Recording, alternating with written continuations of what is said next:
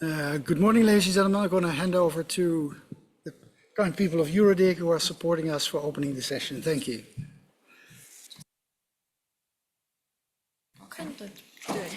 Good morning, everyone, and welcome to today's session. We're really glad to have you here. Before we begin, I'd like to quickly go over a few session rules. Please enter your full name on the Zoom session. To ask a question, raise hand using the Zoom function. You will be unmuted when the floor is given to you. When speaking, switch on the video, state your name and affiliation. Do not share links to the Zoom meetings, not even with your colleagues. Now I'll hand over to our session moderator to guide our through the session. Thank you. Thank you. Welcome and good morning. After a good party last night, I think, here at the Parliament, oh no, sorry, not Parliament, the Council of Europe. Welcome to EuroDIG's 2025 Workshop 3, and that is called Quantum Computing, Global Challenges and Security Opportunities.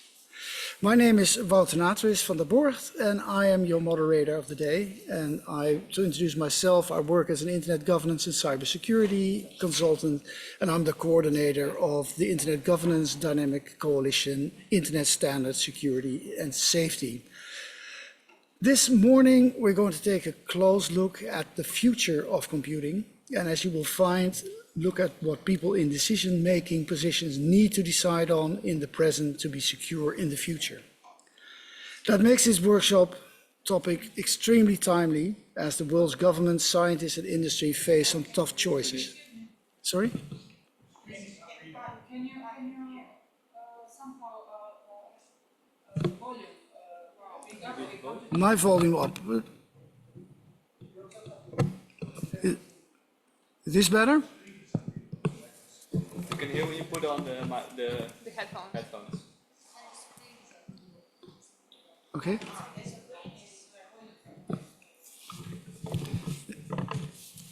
I can move a little bit closer. Hopefully that works. But I can only do one at the same time, so no. Oh, yes, maybe because I'm the boss here at the moment. I hope this is better. So I'll go a little bit back and say that today we have a choice, because looking back, we can compare the launch of the public internet, of social media and IoT and everything connected to the internet to a new vehicle being launched from the top of a mountain. So here's a new driver sitting in the car and he's going down the mountain slowly but surely. But while driving, the driver starts finding out that there are no security features built into that car by design in any way. There's no braking lights, there are no brakes, there's no handbrake, there's nothing. He just goes down the hill faster and faster, and then he sees a side of the road, people, I've got brakes for you, and they start running behind him, trying to put it on while he's speeding ever faster and faster down that mountain. And that is ICT for you. Comes on, it works, it goes, and then we have to start thinking about security. And you have to buy them as end user. Yourself is not there secure by design. So why am I looking at an empty chair on the screen? Or is that? I think it's because that microphone is also used. So the camera This one. points. Okay. No. Yes, there it is. I think this is better than looking at an empty chair. So I think you got the picture on this car going down the road. And now we're at the advent of quantum computing. And as everybody is warning us, that is going to change the whole ball game once again. And we got that option now to fix this new technique before it starts its descent down the mountain. We also got the option to secure everything that is here now and protect it from the speed of quantum computing. And we don't know if that is tomorrow, next year, or 10 years from now, but the fact is it will probably be here somewhere in the near future. Today we will look at the threats and opportunities that quantum computing poses, such as cryptography and data protection. Quantum computing threatens today's encryption, but it also provides new ways to secure data. It will require new frameworks that take proactive steps to ensure compliance with regulatory requirements and security standards while enabling innovation to flourish. What we're not discussing is what quantum computing is.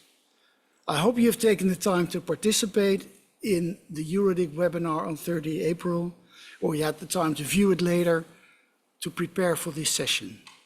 You can also do that after this session, of course, but without further ado, let's start and introduce the key participants. I have here to my furthest right, you have Mark Mattingly Scott.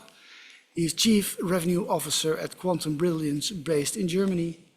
I have Elif Kizo-Cortez, who is the project lead of the IGF Dynamic Coalition Internet Standard Security and Safety, Working Group 9 on quantum computing. And hopefully, Tim is there. Tim Smith is there, because I'm not watching the Zoom at this moment.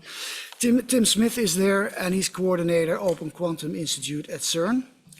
And they're all gonna talk about quantum computing from a different angle. But first, I give the floor to Tim Smith. And I think he's going to make a positive statement about how to approach developments and to avoid the worst. And in a sentence, he described it as keeping the QC opportunities in focus through international collaboration and applications for society. So Tim, the floor is yours. And what I have to mention first, we have 3 presentations. After that, we have time for questions and dialogue, as that is what this session is supposed to be about. So we have about half an hour to discuss this topic. Thank you very much. And Tim, the floor is yours. Fantastic. Thanks very much. Can you hear me well? Yes, thank you. Perfect. Okay, well, thank you very much for this opportunity. I'm really sorry I can't be there in person to be with you. But nonetheless, I'd like to join in with the discussion by, as was just said, making a bit of a positive outlook on the opportunities, because the second quantum revolution is already underway. It's already here. It's not a question of waiting. It's a question of being part of it and shaping it. Okay, a handful of algorithms have been created already to harness the potential, but just a handful, and we're still looking for more. Algorithms such as factoring of large numbers, searching of unsorted databases, Hamiltonian simulations, solving linear systems of equations or optimizations. And we're looking for ways of applying these to applications that are beneficial to society. But we do know that to run these at the moment needs millions of qubits with low error rates and long coherence times. And we don't have those in the current hardware, so we're some years off exploiting. So people have said, we have time. And we're talking of a year, 5 years, 10 years. But we don't, actually, because already we found ways of using hybrid techniques to use these already modest scale quantum computers that have been built, even if they have curtailed coherence, as co-processors, basically in a hybrid mode. So we've created these noisy intermediate state quantum computers with algorithms that can be used today.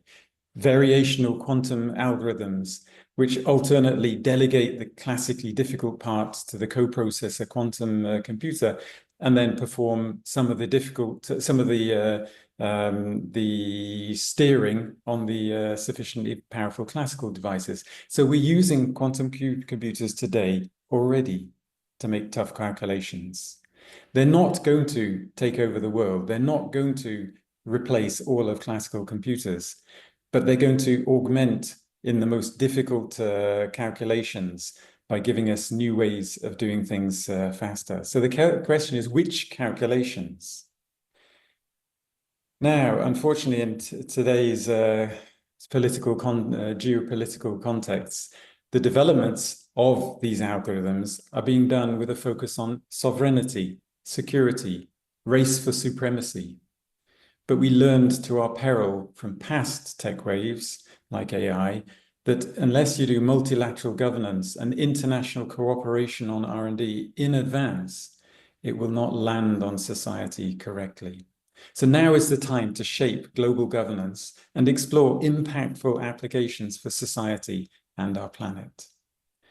And in this optic, we launched at CERN here the Open Quantum Institute.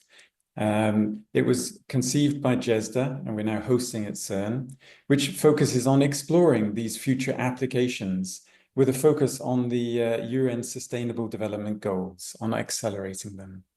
So we're a novel science diplomacy instrument offering a neutral platform for international collaboration between researchers, diplomats, the private sector, philanthropy, because we believe humanity's biggest challenges today are shared global challenges.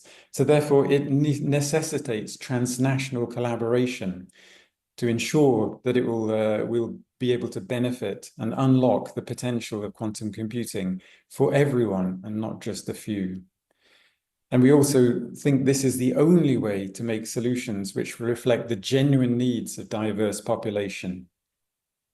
So not only are we looking for the applications, but if we want the global population to be involved, we need to do capacity building. So we're also trying to do capacity building in the underserved geographies, quantum hackathons, educational material, and educational programs in quantum computing. But not just that. With the doers, but what about all the decision makers? So we're trying to raise awareness as well with the lawmakers and the diplomats by getting them to play a serious game, the quantum diplomacy game, to understand the geopolitical implications of developing a new technology. So in summary, the quantum opportunities also bring risks. The rapid development is outpacing equitable access frameworks and exacerbating existing global inequalities. The infrastructure, supply chain, intellectual property is again being concentrated in just a few countries, just a few private corporations, creating yet again the risk of technological monopolization. So without anticipatory governance, this dual-use technology could undermine digital security and fuel even more geopolitical tensions. So if development is driven solely by strategic or commercial interests, it risks diverging from the potential impact on the SDGs and impact on society. As a moment of, a little bit of hope, governance-oriented frameworks are already taking shape, such as the World Economic Forum's quantum computing governance principles that define global guidelines to assess and manage the opportunities and risks of quantum computing, and the OQI itself, which exemplifies how quantum innovation can be guided by multilateral cooperation and SDG-focused governance. So we need more of these international collaborations, and we hope that the OQI will provide the neutral platform where we can accelerate these dialogues and shape the effective governance. Thank you. Thank you, Tim. And I think also from a hopeful point of view, and that you see the first positive steps going, but there's also a strong warning coming with your hope and message. So thank you for that. From the positive side, we're going to move to the dark side. And we have Mark here sitting to my left, Mark Mattingly Scott. And as I said, he's Chief Revenue Officer at Quantum Brilliance. And as he said in his introduction to me, somebody has to deal with the bad side. So, Mark, I give the floor to you and tell us how bleak our future is. Well, thank you for that introduction.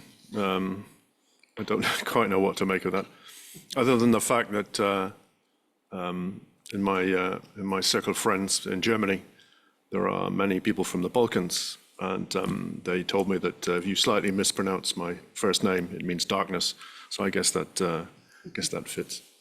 So I want to talk about the the quantum threat and the race for quantum safe security.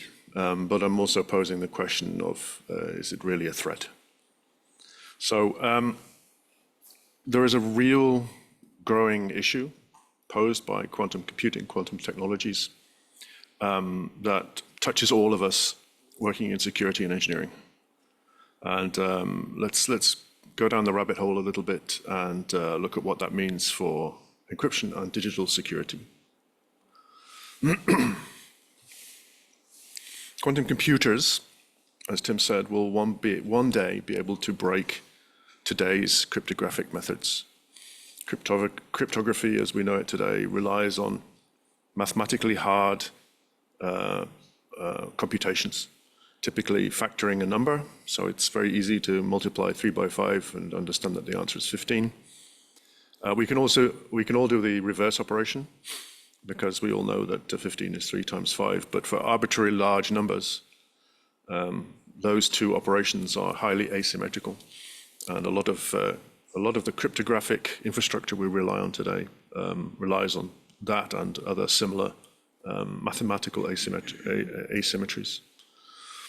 In quantum computing, one of the founders of quantum computing, a guy called Peter Shor, who's a professor at MIT, invented an algorithm which basically takes that problem of factoring a number and it makes it look a little bit like playing a chord on a piano. I'm oversimplifying here. And then you can use a quantum computer to essentially extract what amount to the notes. And those notes are then the factors of that number. And this algorithm is extremely high performant if run on qubits. There was another algorithm called Grover's algorithm.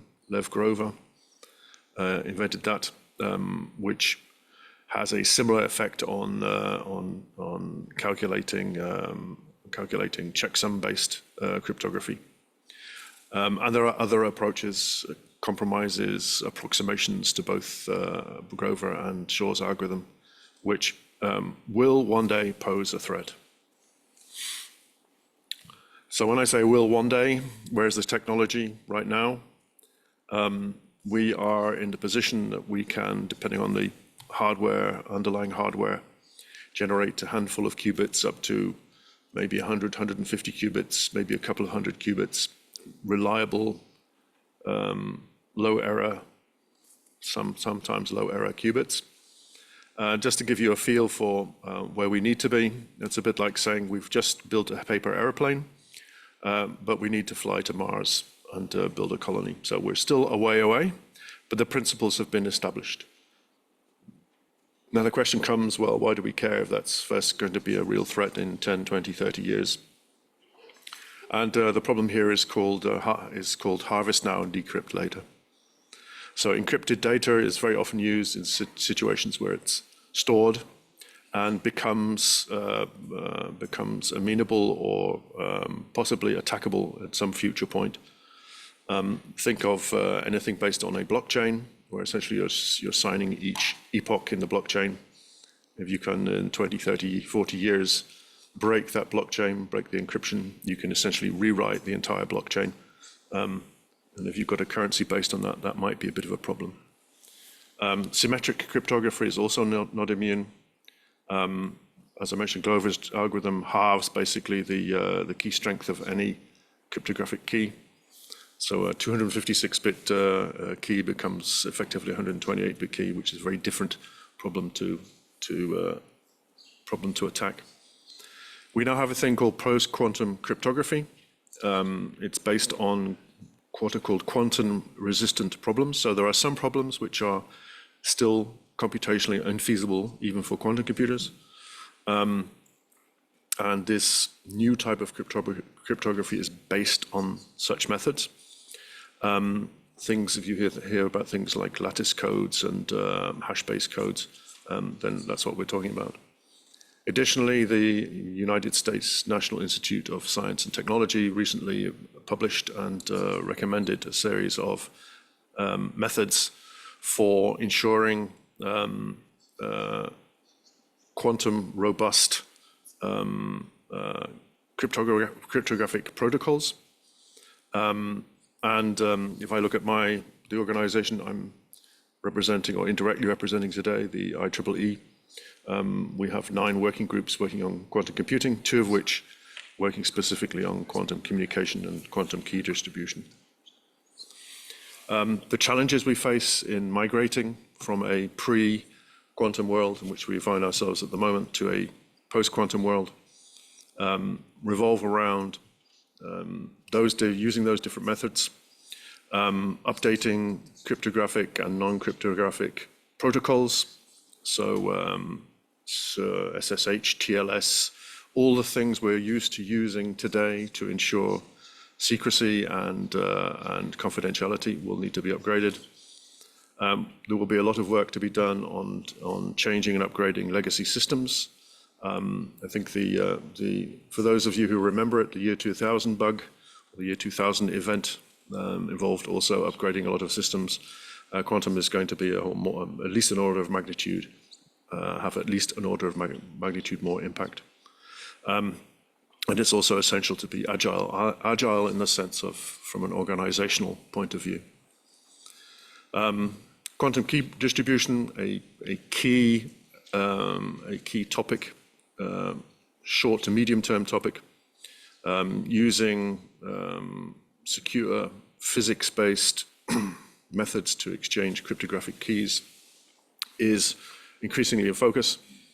It's still expensive and impractical at scale, but there's a lot of money being invested and a lot of effort being made to change that. So the message I give to my customers, my investors, and the industry in general is start to understand where you use any kind of cryptography, and you'd be surprised by the list of places. Identify and mitigate any long-term data.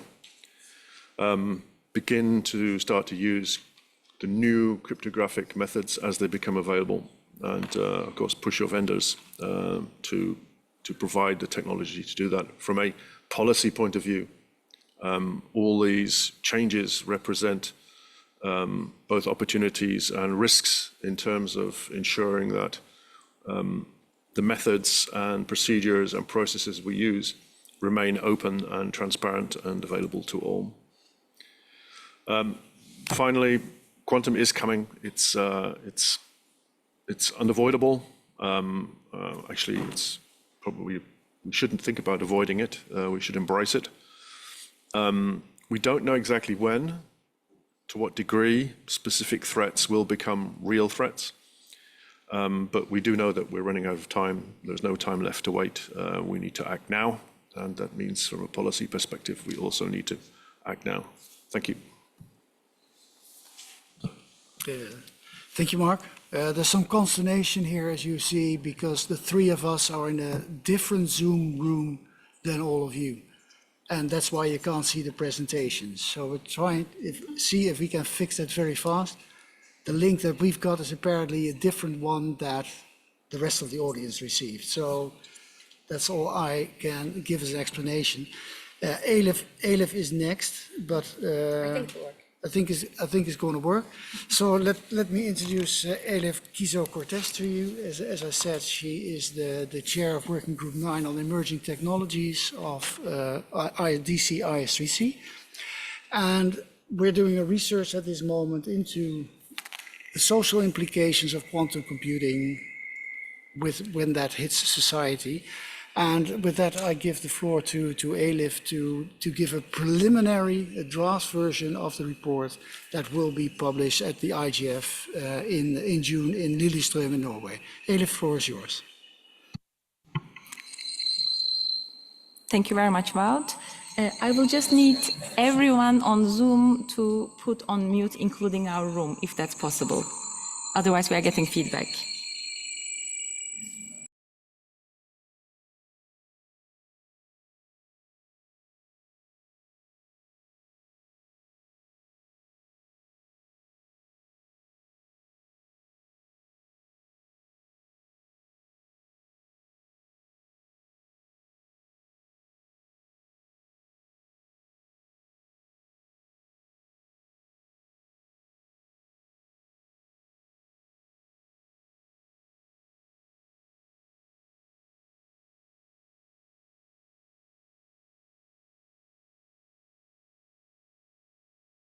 Not okay. No, then we get feedback.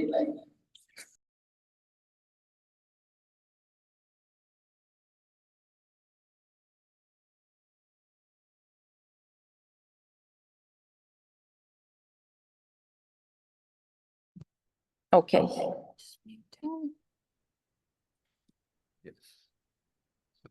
I will just. Okay, is this good enough? With some feedback.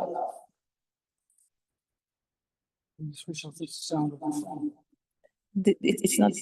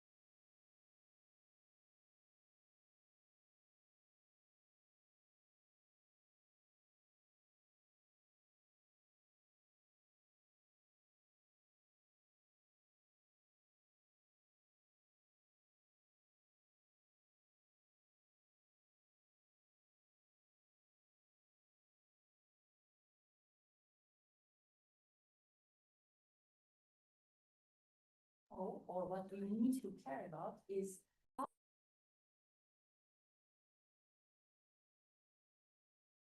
to a level where they will achieve a cryptography.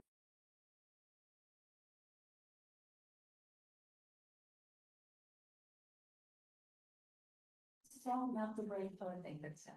So that would be already what we mean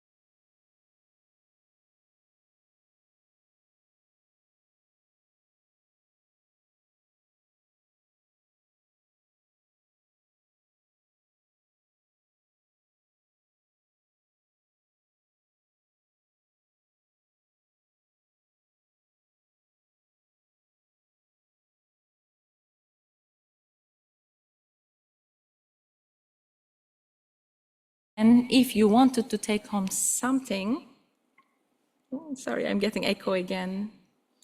Did anything change? Okay. Yeah. The online meeting now is going to be solved, but if you are also having issues with the echo, then also. I think, am I only hearing it or are you guys also hearing some feedback? All good? Okay, perfect. Okay, if it's good, then let me continue. So the first thing that you can maybe take to your organization after this presentation when it comes to organizational needs can include the planning stage. Again, you will want to look at what algorithms are being used in your current encryption methods, but that is also called a cryptographic inventory.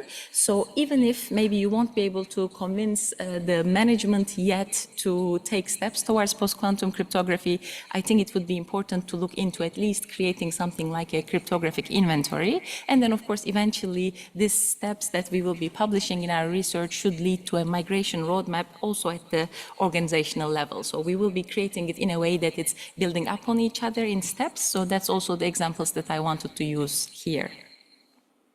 Okay, so then I mentioned at the opening that I will say a few things about IoT security and PQC as well. There, what we see as a main issue is already IoT security is a big problem, right? Because there are many layered problems. I just use one here, that there are legacy devices.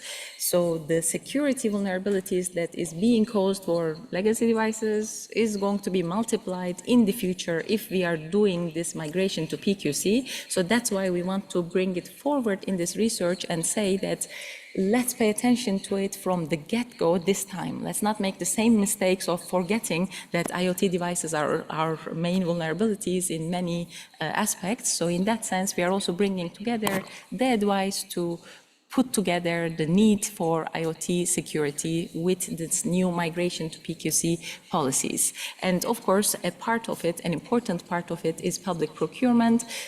Just a taster, we can mention that probably whomever is deciding on, of course, also using IoT devices, for example, for sensitive data, for public data, should also consider while at the procurement stage to purchase devices that at least have the capacity to migrate to post-quantum cryptography. That's pretty much what I wanted to cover. Just maybe one note. One thing that was mentioned by Mark was QKD. What we like to differentiate is when we are talking about QKD, we are talking about more quantum encryption. But when we are talking about post-quantum cryptography, some of you maybe already caught the clues there, but this is something that can run on classical computers. So you do not need quantum computers to run PQC, and that's why we are now already ready if we make the necessary investment to upgrade our systems to better algorithms. Thank you. Thank you, Elif. And I think that the three presentations struck a sort of a balance about hope, about the dark side, what may be waiting us, but also the options that we have today to actually start protecting ourselves from what may come one day, what we call on Quantum Day. And we just don't know when Quantum Day is, and I suppose that even researchers working on it continuously today don't know when Quantum Day is unless somebody is keeping some big surprises for the world, which is also an option, of course, because it gives you a major advantage. With that, I want to open the floor for comments or questions or a debate, and that's all up to you. So online, if there are any comments, then please let me know. Who would want to take the first question in the room? Yes, please introduce yourself first. Can you hear me well? So my name is Isti Marta. I'm from the University of Warsaw. So my question is to Mark and also to Elif. So first question is about the quantum key distribution. What are the possible risks for dual-use technology, both present and the future? And for Elif, for the PQC migration, so what do you think, like what are the risks for this PQC migration to be fail? And if it does fail, like probability wise, like what sort of like dire consequences that will be faced by a country? So yeah, thank you.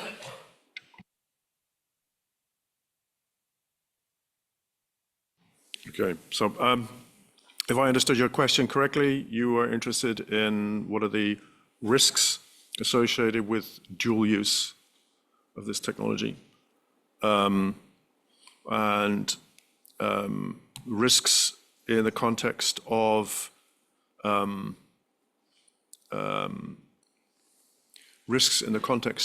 weaknesses or ways that the technology can be attacked, or risks in the sense of the technology may not be up to it, or risks in the sense of the technology may be misused. Can you clarify, please? You have to switch off first. I think 3 of them, if that's possible, if you have any insights as for now, when it comes to the dual-use technology. So I think for quantum key distribution, the design parameters of the methods that are being investigated are obviously to design systems and technologies that are robust,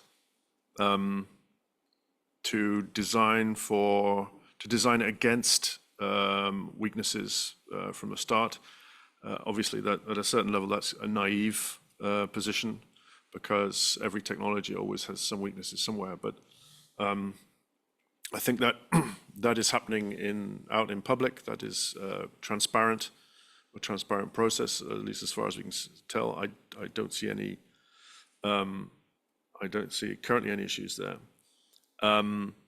The second point was potential misuse of the technology, and I guess there's 2 ways to look at that. One is from the point of view of, can an aggressor misuse this technology? Can a defender use this technology, particularly in the situation in Europe and in Ukraine at the moment? I think the answer to that is we can theorize about that situation as much as we want, without getting or trying to avoid being very political about it. But what we do see is every technology, or the potentials and the weaknesses of every technology, become glaringly obvious the moment it hits the battlefield. So for the dual use, in the sense of dual use, it's impossible for me to predict. I think we just have to wait and see. Yes, and thank you for the question that is more focusing on the international aspect, I guess.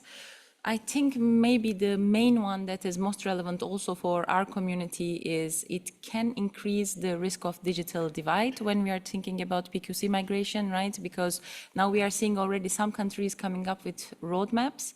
They have maybe the resources to come up with the roadmaps, maybe they have the resources to develop the algorithms, and then they will maybe have the resources to implement and make this migration happen.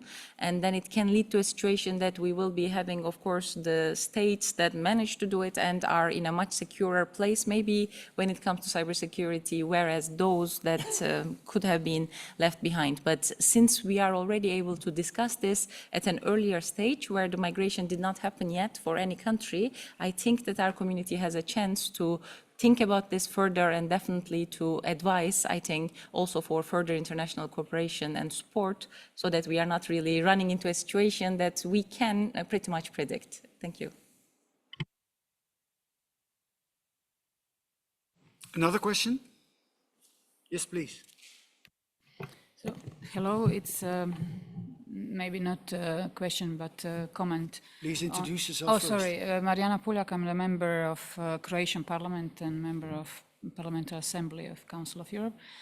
And I must say, with 25 years of IT background, so maybe I will have an IT comment on all this. When talking about technology, about all these questions, can technology be used and misused? Of course.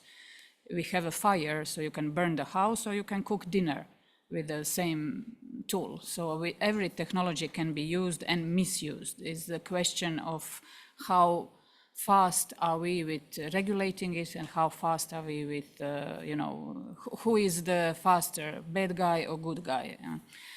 And I also must say my daughter is in research of quantum computing and at CERN specifically, and through her experience, I see and I'm aware that there is still a significant gap between researchers and industry, especially in diplomacy, as you said. And so when trying to commercialize this technology, maybe it's hard. You also said about the funding. You are trying to find funding. Maybe the funding is hard to find because no one can predict how the return of investment will be in 5, 10, 20 years, or maybe next week, you know. So that's why the problem is with all of this. But I'm interested, how do you see, you know, this is really new and fast development, fast new technology. How do you see this bridging this gap between researchers and industry? Yeah, thank you. Yes, so I can give a comment, and I'm going to assume that maybe Tim would like to jump in as well, because definitely the Open Quantum Institute is working on that. And for example, I'm working with industry associations that are both in the US and in the EU that are focused on quantum, and we are looking into these kind of governance issues as well. So I can say that there are different groups also, as far as I know, in Australia, as well as in the UK, that are looking at it from more responsible technology angle as well. And of course, even that research is not very easy to do, because exactly correctly as you put it, when you say there's this technology which might be a problem in 10 years, it's not something that people really feel like they should care about, right? So that is, I think, one of the main issues that we are still running into, even if there is work. And just before giving the floor to Tim, I can say that the difference with the PQC is, I think now we are seeing government action. So then I think as long as we see, for example, government action, which is in form of policy, which is maybe even saying by this date we want to see these results, I think that really gives good support also to bridge that gap. Yes, Tim.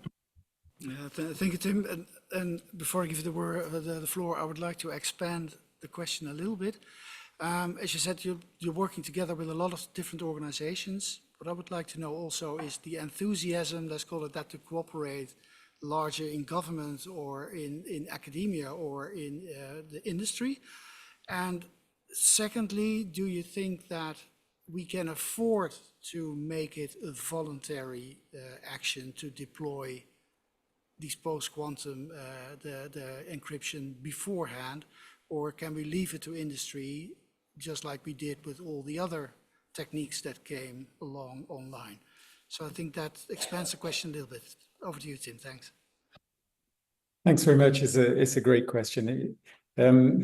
Exactly, the fact that fire is both good and bad, and every technology similarly is both good and bad, shouldn't be ignored, in the sense that we should embrace the fact that we know this is happening and embrace the learning we've had from previous tech waves, is that exclusion from solutions, exclusion from discussions causes even greater misuse. It causes even greater divides, the haves and the have-nots. So in fact, we see the best way of developing the technology responsibly is by having these conversations with all of the actors in the room to investigate all these different aspects simultaneously and to come to common understandings of how to steer it. It's not clear up front that one entity can be doing the steering. I think there's all these different perspectives have to be taken into account. So the way we're doing it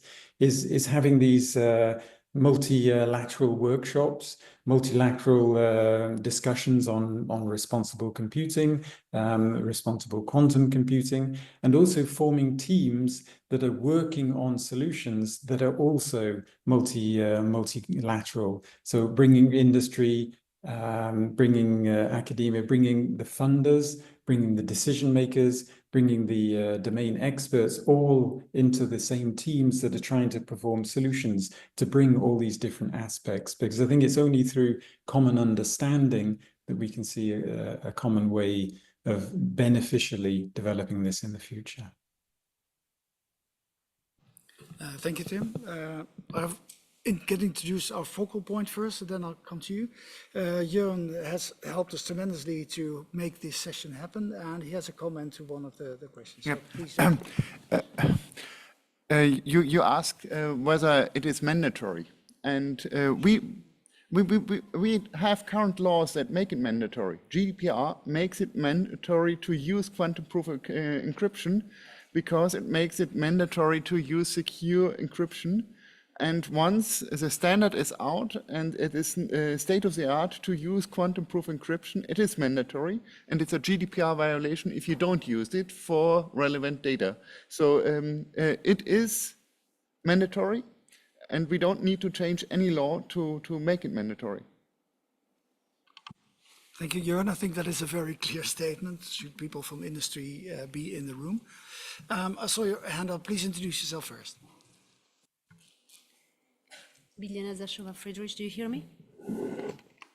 Biljana Zashova-Friedrich from the European Center of Quantum Sciences, based here in Strasbourg, not far away from the Council of Europe. I'm a senior project manager working on different European projects on AI, machine learning, and quantum. Our center is a transdisciplinary, transnational center working on the Rhine Valley, but also with the whole region Grand Est. And we have a lot of programs, actually, not only, of course, training, research, but also innovation, because we are also an innovation hub with one startup in quantum for a quantum simulator.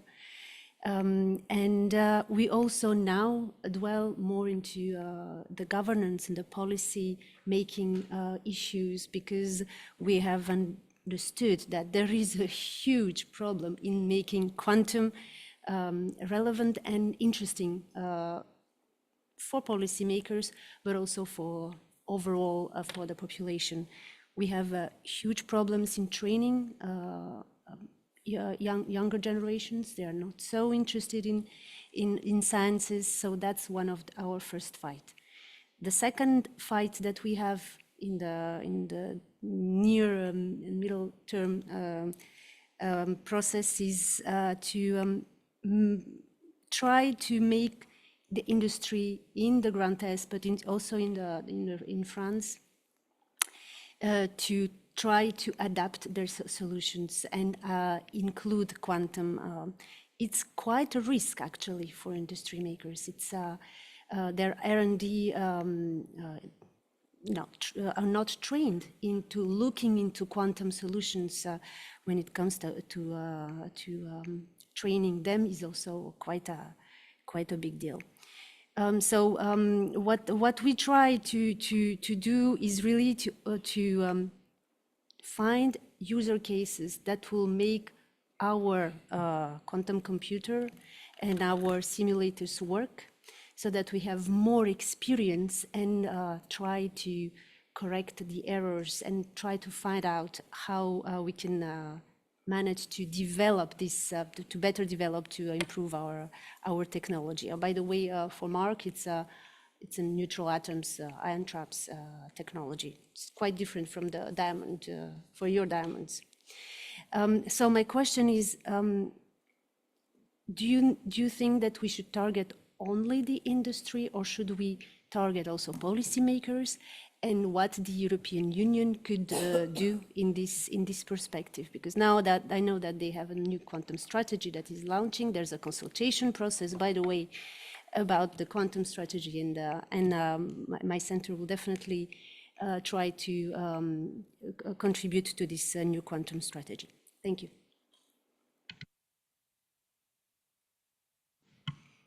So I think definitely it's great that you already mentioned both the great work and also what's happening right now. Maybe we can also highlight that it is true that right now there's a call for evidence from also the EU that is looking into feeding their quantum strategy with more feedback from the citizens. What we highlight is exactly on the point that you are mentioning. So one point is, of course, to look into future workforce and to make sure that there are trainings that are targeted so that we can get more quantum talent. But the other part is, how are we going to make sure that we are also informing citizens as well as policymakers in time so that they can be a part of this discussion in an informed way.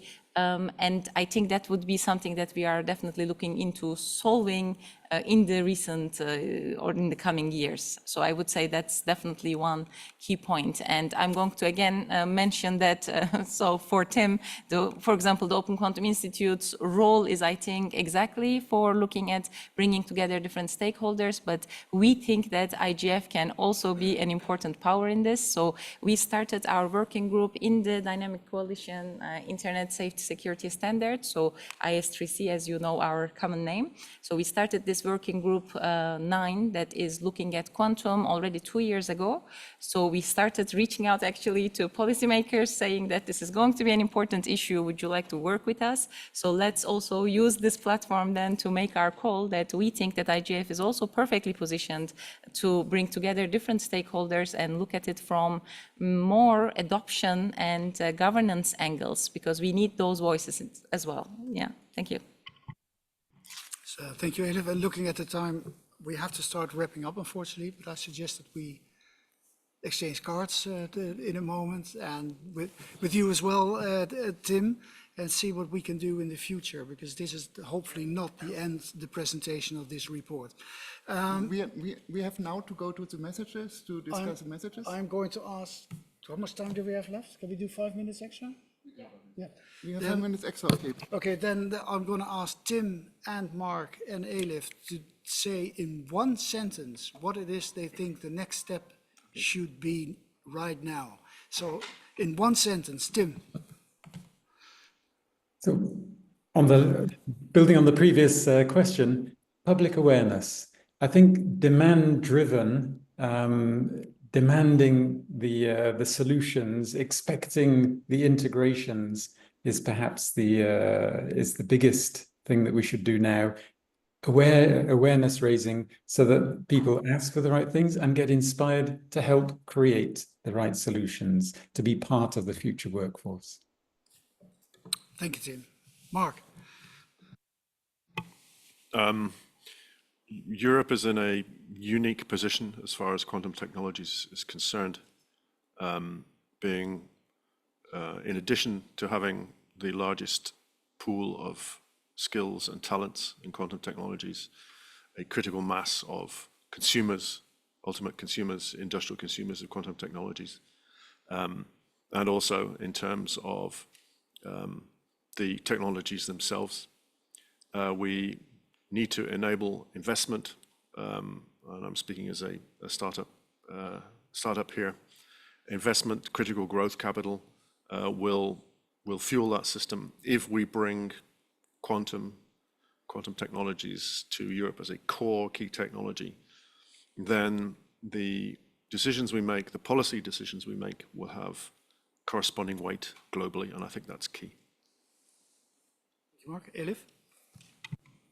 I will just echo the comments of Tim and Mark, but let me just also make it a bit more specific on what we discussed on PQC. And let me just say that I really loved what Jörn mentioned. So if this will become the new industry standard, we have to make sure that we are not leaving any actor behind. So that would be, I think, one message from me. Thank you, Elif. And before we wrap up, I would like to give the floor to Jörn Erput, who will share the messages of this session with you. Jörn. Thank you, Wout. I share the draft of the messages. So I took from your presentation, your comments, that it's too small. Yes. Better? Much better. No, too too big? Okay. So the first message is quantum computers at scale are not there yet. However, they start to be able to solve some problems faster than classical computers. We need to open quantum computing to everyone, not only a few countries and corporations. Then, second, quantum computers will be able to break current cryptography. Quantum technology is unavoidable. There is no option to stop it. And we should not try to prevent it, but embrace it. We need to raise awareness. And concerning encryption, current risk is harvest now, decrypt later. So nobody can, as we know, can decrypt current encrypted texts, but if you store them, you can decrypt them later. We need to do the migration to quantum-proof encryption now, because it will take years to do it. Countries need to take an inventory of the cryptography used and include all devices, as for example, IoT devices as well. The migration to quantum-proof encryption could create a new digital divide if some countries do it and some other countries don't. And it's an avoidable digital divide. It's not something that is dependent on some countries not being able to do it. It is possible, but we need to roll it out. But so these are the messages. They will be taken into consideration. If you have a strong disagreement with one of the messages, please raise it now. If you have editorial concerns, we can do that in the later process. Thank you, Jörn. Does anybody has a very strong objection? I see one finger, please. No, we were talking about. Yeah, sorry. Maybe not an objection, but maybe we can talk about hybrid computers, classical plus quantum, because there's a huge hybrid technology that is on the way that could fasten the quantum advantage, actually. When you talk about the first one. Quantum computers. Quantum computers or hybrid computers. Well, I agree that hybrid computers can be an issue, but we didn't discuss them, so I didn't include them in the messages. I think Tim mentioned them. Okay, sorry. Unless you disagree, Tim, but I was very clearly that I got that you talking about exactly. hybrids. They're the ones that are most practical now. Thank you. Where would you include them? Yes, they should be in the first one, Björn. I would say about steering hybrid developments collaboratively.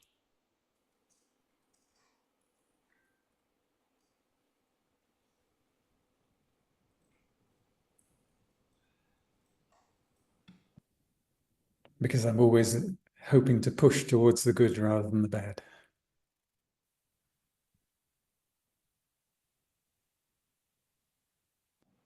Well, Jörn is typing. Is there another strong objection?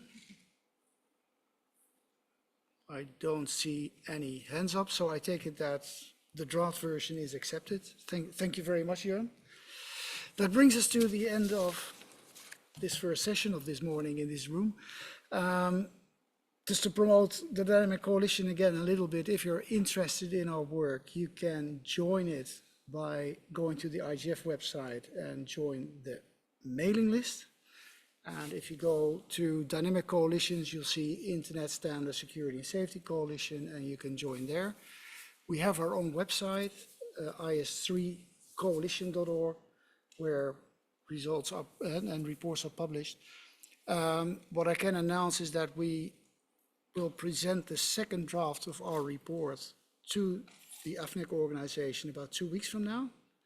And after that, if they agree, then we'll have a short public consultation on the report that will be announced on our website and in other places around the internet.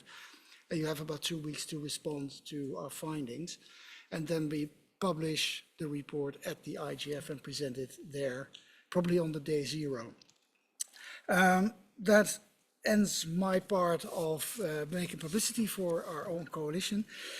I would like to thank first our key participants. Tim in Geneva, thank you very much for your hopeful contribution to this discussion, and I think that it would be good if we discuss further in the near future.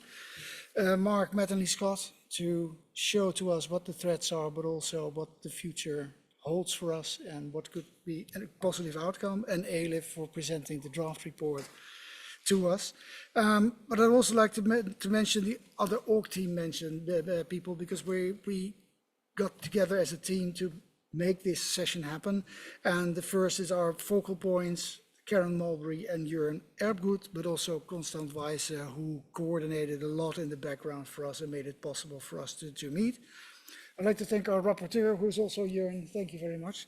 But also the people at EuroDIG here in the room, but also especially behind the scenes who make everything possible that we do, Sandra and their team and Rainer.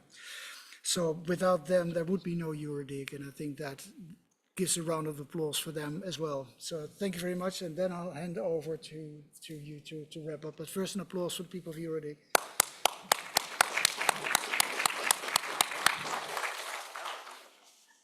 Okay, floor is yours.